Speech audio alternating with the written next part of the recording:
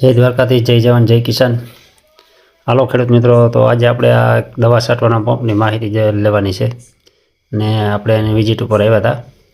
તો તમે જોઈ શકો આ વિડીયોમાં કે આપણે આ દવા છાંટવાનો કંઈક નવી ટેકનોલોજીનો ઇઝરાયલ ટેકનોલોજીથી આ કંઈક પંપ બનાવેલો છે. જો તમે જોઈ શકો હજી આને આપણે ટેસ્ટિંગ કરવાનું બાકી છે. ચાલુ કર્યું, આપણે ટેસ્ટિંગ પણ કર્યું કેવી રીતે અટાણે આપણે ટ્રેક્ટરમાં જોડવાનું હાલે છે. જો તમે જોઈ શકો ને જો આ બધું આપણે આ મિની ટ્રેક્ટરમાં આવેલો છે અને આપણે ટૂંકમાં બગીચા માટેની દવા છાંટવાનું છે.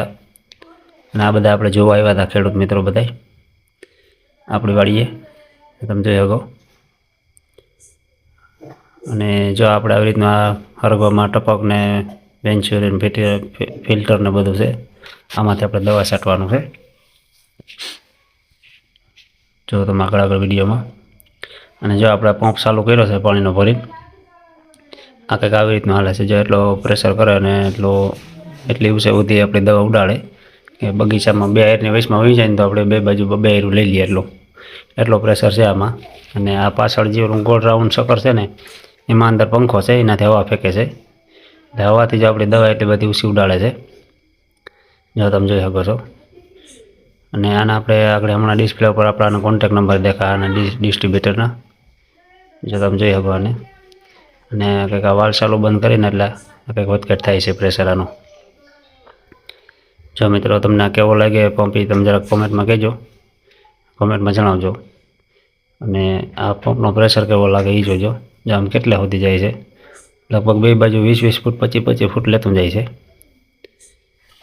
એટલે આપણે આને દવા છાંટવાનું બહુ ઇઝી પડે અને બહુ હેલું પડે. ને આ ઇઝરાયલ ટેકનોલોજીનો છે, નવી ટેકનોલોજીનો. અને જો મિત્રો, આ કંપની છે અને આ એના કોન્ટેક્ટ નંબર છે. કોઈના પંપ લેવો હોય, પરચેઝ કરવો હોય તો અને માહિતી માટે એ નંબર ઉપર ફોન કરવો. અને આવું કંઈક નવું કરો ખેડૂત મિત્રો તો કંઈક થોડાક આગળ આવ્યું. અને અમારે તો સ્પેશિયલ હરગવા માટે જ આ ભાઈ પંપ લીધો છે, હરગવામાં દવા છાંટવા હાટું, જેનાથી હરગવામાં ટ્રેક્ટર હેલું જાય અને બે બાજુ દવા છટાતી હરકી. જોઈ શકો કેવો કમ્પ્લીટ હાલે છે. અને આની વધુ માહિતી આપણે આમાં જો નંબર આપણે એમાં પાછળ સ્ટીકરમાં છે ને, એ નંબરમાં તમે ફોન કરી લેજો એટલે આની માહિતી મળી જાય.